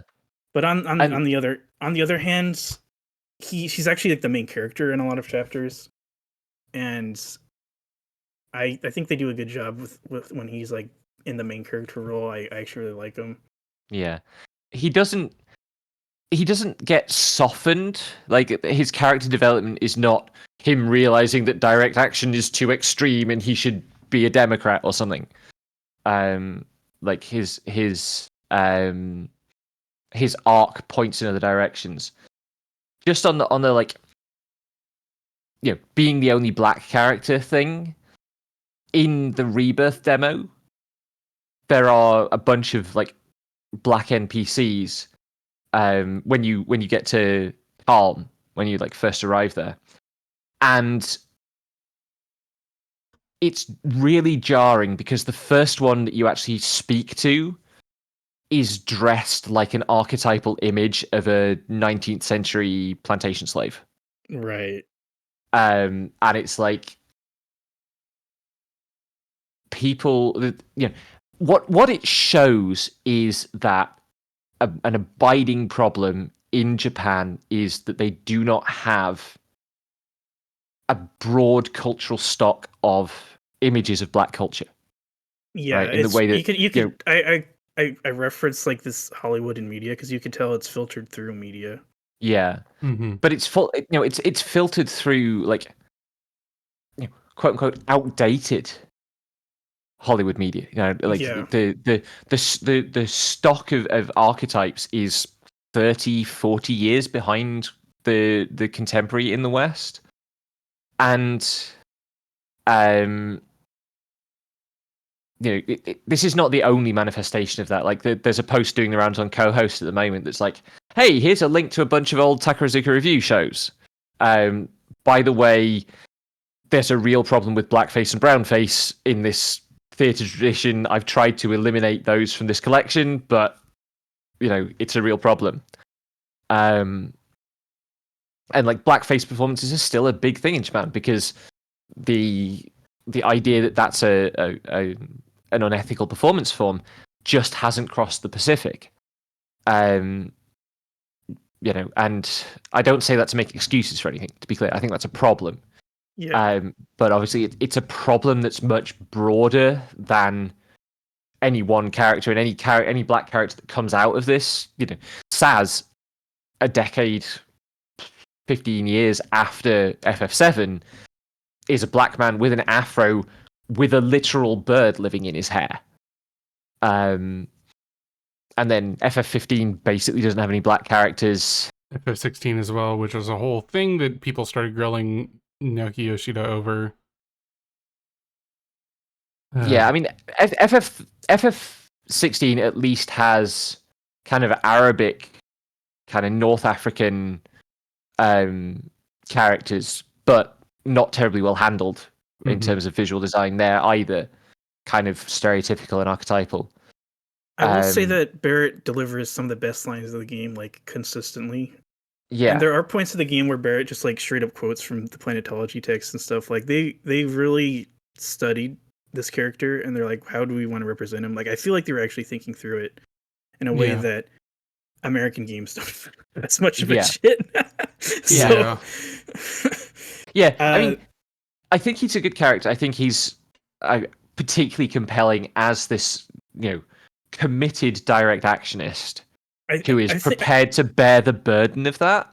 A lot of the issues in the game, putting aside the comic relief, which is often just bad, a lot of the issues just come from being tokenized. If there was more, if there were other black people, you'd get a better sense of like not feeling like, that they're equating or essentializing blackness. But the fact that he's the only person to represent like blackness in this game is just like, okay, well, this puts a lot of weight on this one character, which is not going to be great in any case. And there are little things, like, I remember when the game came out, like, there's this ongoing discourse, right, about black hair in video games. Mm-hmm. And I remember when Remake came out, seeing black people who were commenting on it, like, looking at pictures of Barrett and going, yeah, Square Enix just do not know how to make black hair at all. Because Barrett's hair, even though it looks like they've attempted to do a black style, it's not behaving like black hair. Just straight up. Yeah, it's like a it's just like an army cut, a flat cut for a white guy or something. Yeah. And we need to tone down our Nightbot settings, I think. Yeah, I do. And yes, like the VTuber scene has some real problems with race as well. Both in That terms of that is going to be the case when it comes to a bunch of Asians and white people generally being the both the audience and the participants in VTubing. yeah, well, I mean, VTubing also has the problem of a lot of white people pretending to be Asian on the internet. That too. What like- the fuck? I mean, there are loads of VTubers who are white people behind the camera, and the character has a very poorly chosen sort of quote unquote Japanese or Japanese styled name. Right. And like is in anime art style, which in the West we tend to regard as like white defaulting, but is East Asian. Yeah, it's Mikoku You know, Seki. Yeah, it would be the mistake of saying Cloud's white when he's not. Yeah, Yeah. yeah. The whole I wrote about this at one point. Like if you make a blank enough character, people will project onto it what they see in themselves. So Well, or generally speaking, cultural norms for what culture they're used to. yes, they will project the cultural default, and this is true. Like, it is there's experimental work showing that even black people, if you present them with a character in like in text in kind of in a novel or something, you give them a character where the description doesn't mention skin color, they will assume that the color that the character is white. Yeah. They won't assume that the character is their own race. So the white defaulting effect is more powerful even than just straight up like interpretation. Mm-hmm. Whereas Barrett being black carries a lot of that weight, as we were talking about. Mm-hmm. A good scene with Barrett, and one that sticks out though, is the one in the train. I feel like that's one I come back to because that's like in my real life where I see prejudice happen. It's on public transportation. I don't know why it's like a null When zone he's where people the Shinra guys, you mean? right. It's a null zone where people are assholes, and you could see everyone else being an asshole to him, and you can see how that on one hand is affecting Barrett, but on the other hand, he's just like he takes it in stride. Yeah, It's an interesting scene. Yeah, I mean, because that is a thing that happens. Like you'll be on. Maybe this doesn't happen in Seattle. It does happen in Liverpool sometimes. You'll be on public transport. I've heard enough fucking horror stories from Proxy. It happens in the U.S. and queer It's areas. going to happen in Seattle. Whatever you're going to say, it's probably happening. Yeah. So you'll be on public transport and somebody will like literally just start lecturing the carriage about their political views. Often it's religious over here. Like it's like you must be saved by the Lord Jesus Christ. Please shut up. I just want to get home. Yeah. But that's the thing. If you give some types of people, if you give them a closed space where people can't immediately exit, they will see it as an opportunity to start ranting. And especially if they're high off their own fumes, like the Shinra employees. The Shinra middle managers, which is just like the funniest name tag that this game has for me. It's the funniest designation in the game. I also like how they follow up and they unfortunately also live in the slums with you, but they act like they're like the hottest shit ever.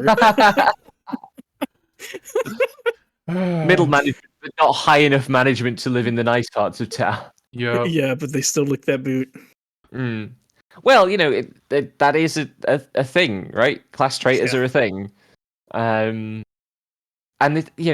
again, it's one of those things where I really think they thought through the politics of scenario in ways that surprised and impressed me. I remember like going into it, I was like, oh, how are they going to handle this? How are they going to handle the politics? Are they going to get it right, or are they going to fluff it up? Are they going to make it,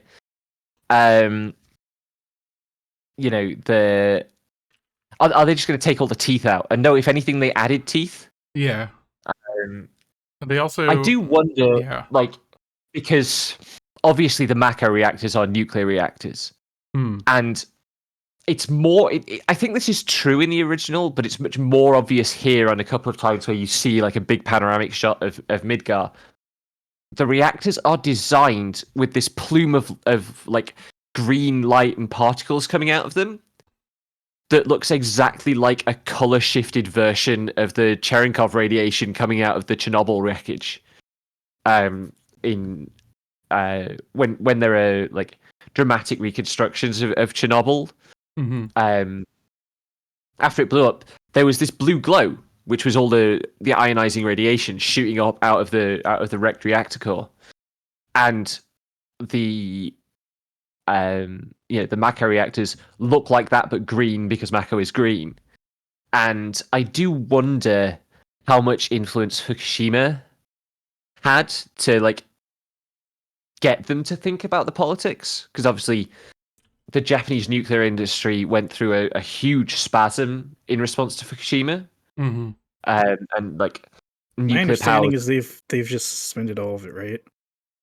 I think they brought some of it back into service because they couldn't keep up with demand. Yeah, that was really quite recent, though, I think. Yeah, my recollection, because they did like the NDP made a commitment that they were not going to use nuclear power anymore, and I think it's been successive stages of walking back on that because they couldn't keep up with demand.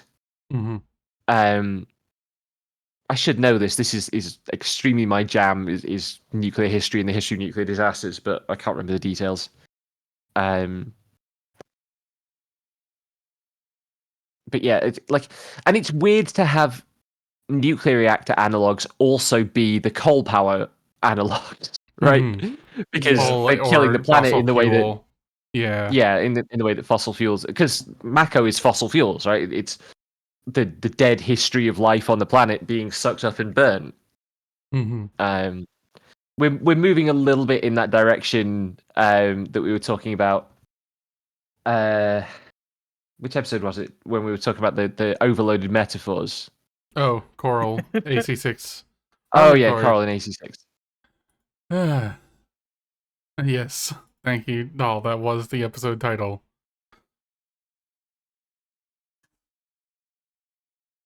You know, the whispers are an overloaded metaphor.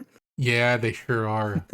God, we need to talk about the whispers. They're a metaphor for how much Nomura wants to be making Kingdom Hearts again. That's true. So that man stretched too thin. I have a thing about. I have like a quest read about the original game. Another like written bit. God, yeah. Well, like I think Final Fantasy VII is actually, to begin with, it's a pretty metafictional work. So I was kind of into the whispers to begin with. I was like pleasantly surprised they're going to go in that direction, because I'm not going to say it confirms my read or anything, but they have, at least going into the remake, they have a similar feeling about what the remake's going to look like.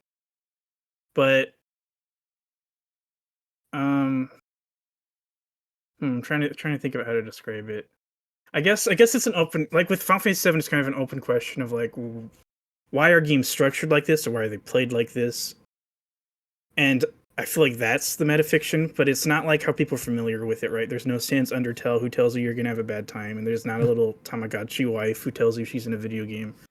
So people don't really think of it as like metafictional, but there's this line that's, it should stick with everyone, but it sticks with me, where Cloud observes that life in Midgar is like the train we're on.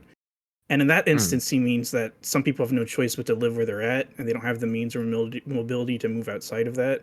Yeah, it's like his most mature reflection in the game for a long time. Yeah, and it's so early in the game.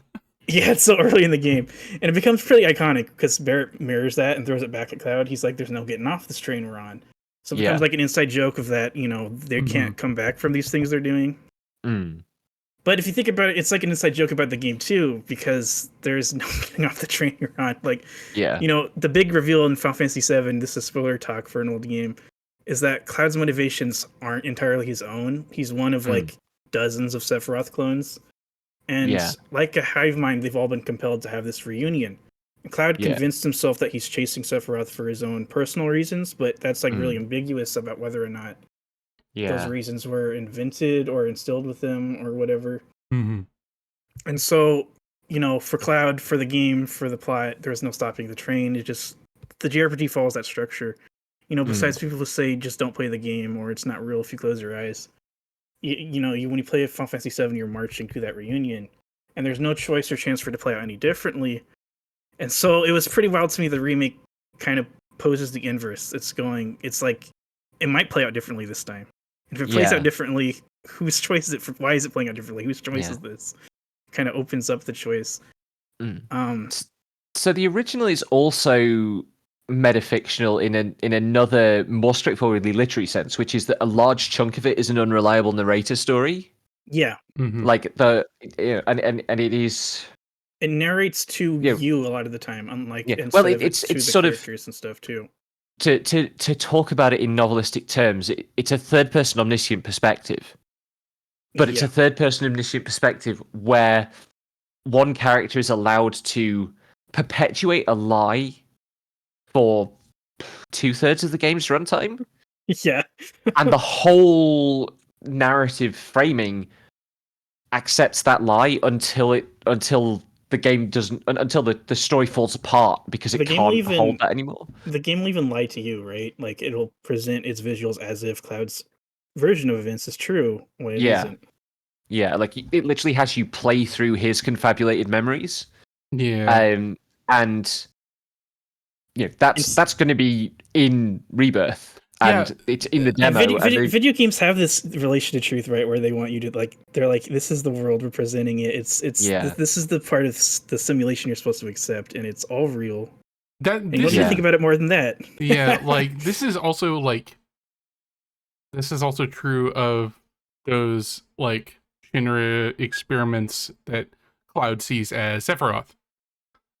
In Remake, even in the little bit of that we've gotten so far, Cloud is not a reliable narrator, and he's a lot more conflicted about that. It feels like, because they have to give him room to feel things and show those emotions to the player in Remake.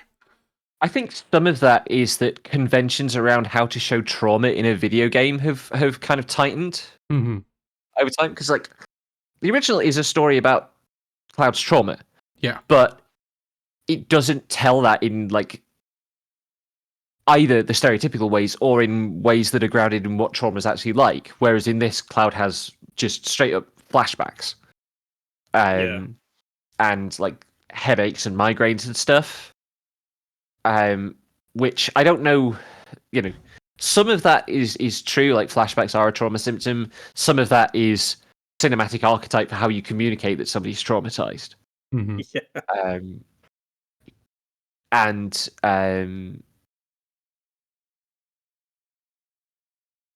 think that finishes that point. But yeah, I don't know who came up with the whispers. They feel whatever Hojo Mofo is responsible for it, but they're trying to. I feel like they're trying to make a new metatext, even though you already know the metatextual things. You already know the reveals, supposedly, assuming you do. You already know that Cloud's an unreliable narrator, so they're trying to make the game itself unreliable. Because there's this whole thing where it's should I play FF7 the original first? Probably, because this game is trying to be. It is fine as an introduction to the original in terms of very, very general gist of the plot. But it also ends with the unknown journey will continue instead of to be continued, which is just okay, so this isn't just a remake. Yeah. And so that to just actually explain what the whispers are, you start going through the plot of Remake, and I think the first time you see them is when you meet Aerith first time. Yes. And he's Yeah, they're like owl ghost things show up and they stop you doing a bunch of stuff, and they pop up various points through the game they to obstruct you doing stuff. yeah, And if you know the plot specifically of the original, they show up and they're not visible to Cloud until he touches Aerith, and then the Whispers like mark him. yeah, So it is originally an Aerith problem. It becomes an everyone else problem. yes, it spreads. And I bet I didn't actually pay enough attention to notice this, but I bet it would be that you could check that the only characters who can see the Whispers have had contact with Aerith.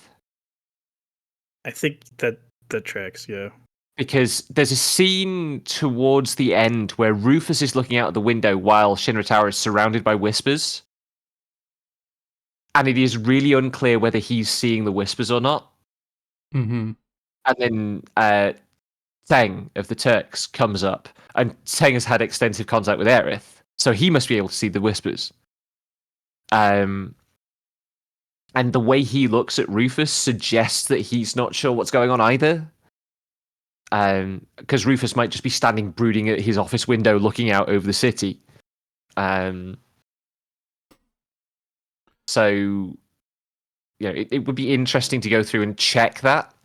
The other thing with Aerith's characterization in this is that she has a bit of Cloud in her this time, in the sense that she knows things she's not supposed to know. She knows too much about situations. She won't share about things. And she has like one line I flagged where she's like, I feel like I've been in a maze this whole time and I don't know what to do, as if she's either time traveling or Sans undertelling or something's going on like that. Well, so at one point we're told that the Whispers are destiny trying to preserve its course. Mm-hmm. And we are told at the time that is explained that destiny is the will of the planet. And Aerith is a channel for the voice of the planet. Like, she hears the voice of the planet. As an ancient.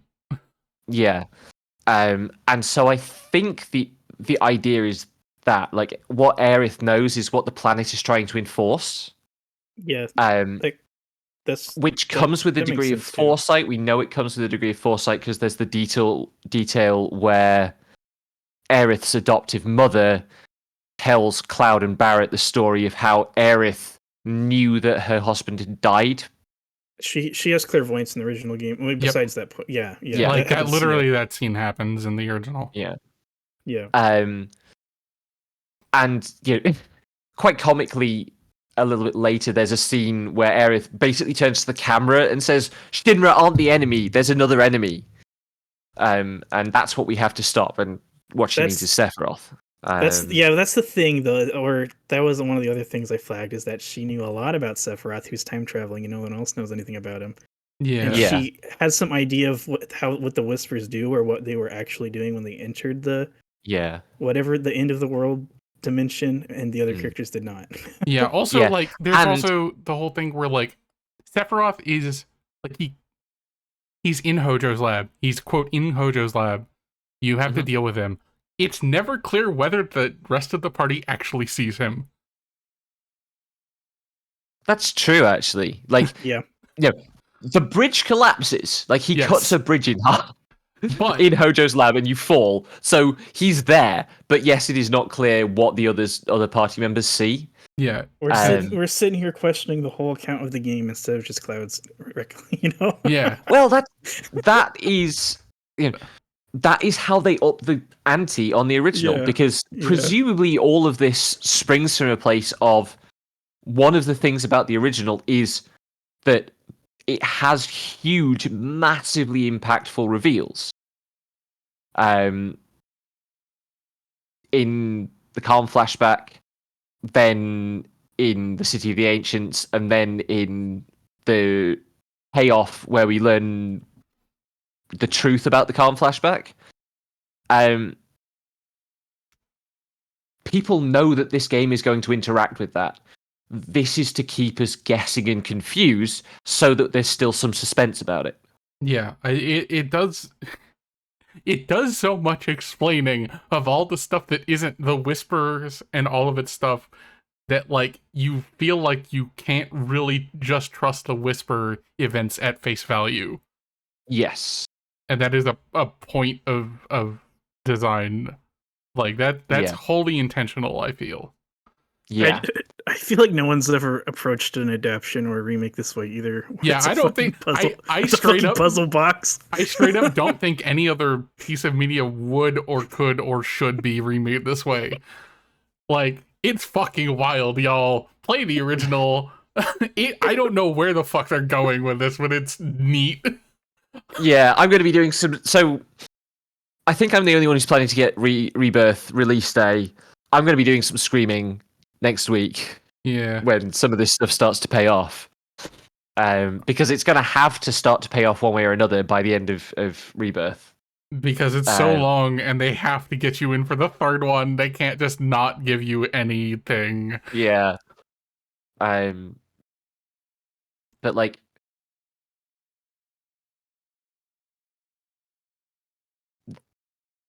so many of those twist moments are like why the original is revolutionary. You know, it is not just that Final Fantasy VII's story is really good and has some surprises. It is that for a whole generation of a particular kind of gamer, it changed our ideas of what is possible in a video game story. Mm-hmm. And what Even me as and what game developers should be willing to do in a video game story. yeah, even me as somebody who didn't play it in full until 2009-ish.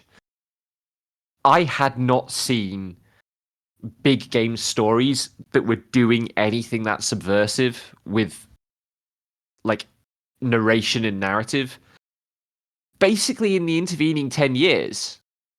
Yeah, there are little things I can point to, like Tales of Vesperia does some cool stuff, but it's much less significant in terms of completely transforming your perception of what had gone before. Mm-hmm.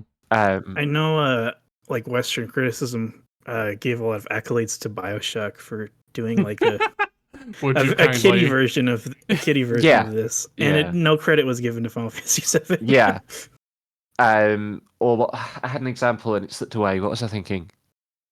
I think we've become more used to that. Mm-hmm. With like, you could even cite Doki Doki Literature Club in this conversation, right? Sighs loudly. Sighs loudly, but the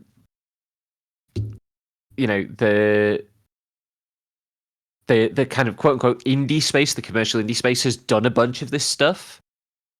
And Odai in chat points out, yeah, so that there was this discourse around Bioshock that it was going to be the the next step from FF7, or even like the West shows Japan how to go beyond FF7 because it's part of that like moment of Western ascendancy that comes with like Xbox and stuff. Yeah, I mean, if we're forced to be honest, there are some people, I guess, but it really, I vividly remember just Bioshock taking all the credit. More like people, the cultural memory just wasn't there. Like people didn't understand or didn't remember what. Yeah, well, I mean, Bioshock comes out almost like at the end of the period where FF7 was inaccessible. Because it was just an old game from the PS1 era. And by the time Bioshock comes out in 2008, there's been a whole decade of people who, unless you have an original PS1 disc, you're not playing that game. Of course, now you can play FF7 on everything. Mm-hmm. Second only to Doom in terms of how many platforms you can play it on. And you should, by the way, because it still stands up. Like it's the least. It is the game least in need of a remake ever. So it's really funny that it got the highest budgeted possible remake. Yeah, like it's a full from the ground up.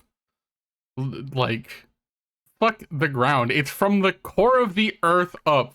Remake and reimagining, and I don't know why he had to go so hard, but Nomura is just on a fucking tear. I mean, and that really ultimately is why this game ends up weird in the ways that it is. Yeah. because like it has to deal with being the least necessary remake ever and having to justify itself at a much higher level of budget. Mm-hmm. But You're so right, Dol- doll. Doll in chat, I can't wait for the Yoko Taro side quest in FF7R3. Please no. Please don't let that man anywhere near this. Not anymore. He had one good game. Oh god. I'm Dragon also Guard 3, right? no near. We played I know. no Drakengard. End of The first one. yes. Anyway, the fucking Swery's a mess. Let's not talk about Swery. Yeah. Also, Bioshock is such a fucking mess, and all I can think about is the Cliff Blazinski tweet about something eerie about the timing of the loss of Roger Ebert and the release of a true game of as art in Bioshock Infinite. Fucking that tweet. I should use that in my lectures as an illustration of the like cultural legitimacy fears about games. That and the drill tweet about son, come quickly, we have to find your sister, she's lost in the forest. Turns towards father. Father, haven't you heard? Gaming is a legitimate hobby now. Fuck. Oh god. Anyway, I wish this was like a TV show. I might just watch a Let's Play of R2. Could do. Like, I'm trying to imagine FF7, the TV show, in the era of prestige TV.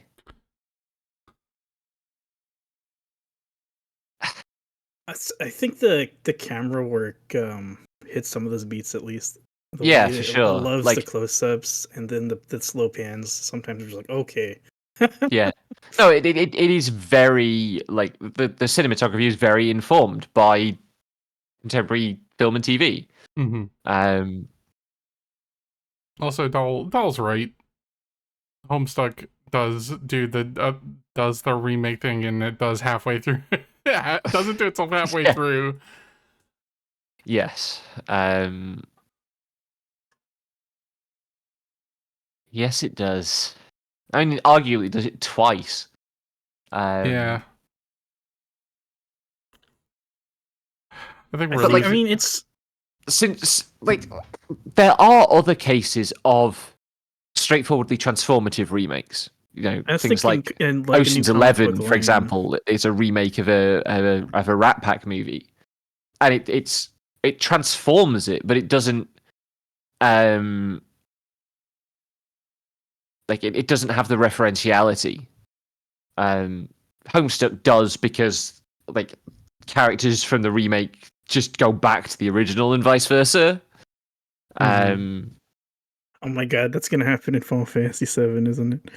It's happening. Like, spoiler for the end of the game. Give you a moment to mute if you really for the end of remake. But like, Zack literally walks out of the past of the game from a scene where in the original canon he dies.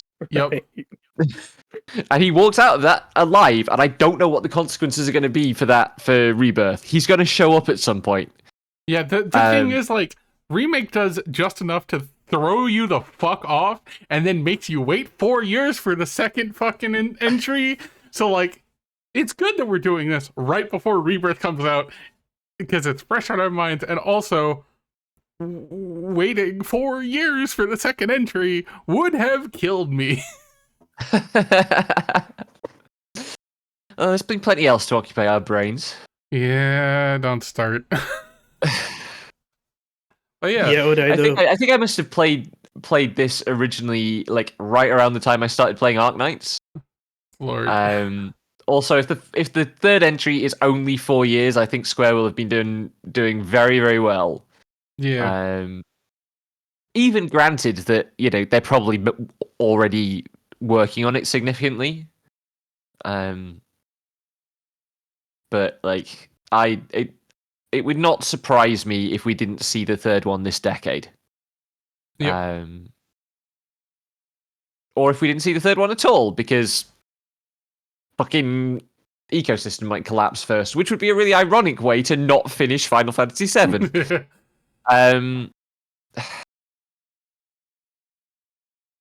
On that cheery note, should we ask for any questions from the audience? Anybody have anything else they want to? Hey, chat, you want to start some shit? You got some questions for us? I asked those questions in that order because I know dolls and shit. I know, die. Yeah.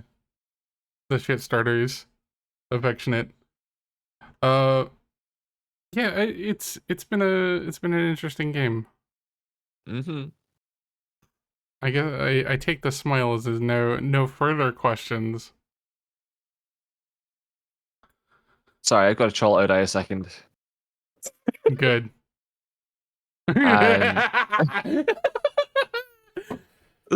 You're a long demon, dear. No, I had that surgically removed. Anyway, what are we doing next? We're doing Wild Arms 2, baby! Finally, we're making good on a promise of almost a decade. We are going to do Wild Arms. I swore this was not going to happen. When we played Wild Arms as the second game of the original Dead Genre Chronicles run, and I swore I was not playing a sequel. And then these two talked about the sequel for years, and they were going to do an episode on it without me, and they never did because they never got organized. And now we're doing it. Yeah, Wild Arms 2. I'm looking forward to Wild Arms 2. It's really good. It's got some finicky nonsense, and the translation is kind of ass, but like whatever. We're gonna talk about Wild Arms 2. The main character is a fucking Kamen Rider. You'll see. Oh, excellent. We have some context for that now. Yep, especially. And this will also we'll see a bit of why I was like, when I was thinking about some game systems that I wanted to design, where I was just like, I've accidentally redesigned Wild Arms 2 and Golden Sun, and it's a Kamen Rider game. Oopsie! Anyway, thanks for coming, everyone. Yeah, there's a suggestion thread in the Discord. Go give pitches for suggestions for games or open to suggestions. I would play Metal Max. Like I think Odai's pitched as Metal Max before, to be fair. Yeah, like 17 times. It is. Put it in the Discord, and we'll put it on the list. Anyway, thank you for coming, everyone. I hope everyone has a lovely rest of their Sunday. I'm back to streaming as a slime girl soon. And Becky's back to streaming as a dragonfly soon also.